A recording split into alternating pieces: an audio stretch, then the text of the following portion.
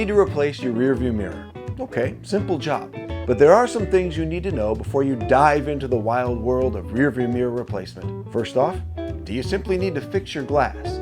If so, you can head down to a local auto parts store and buy a rearview mirror replacement kit. The kit includes everything you need to DIY this job: adhesive, hardware, everything.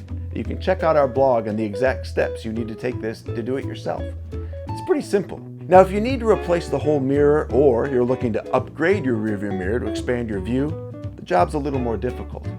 Consider sizes: 8-inch, 10-inch, and 12-inch. Well, you can get 17-inch or even 35-inch mirrors.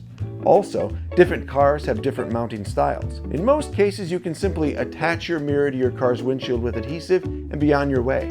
But if it's attached to the roof, you'll have to detach some wiring. That's a more complicated installation, and you should probably give your local glass doctor a call.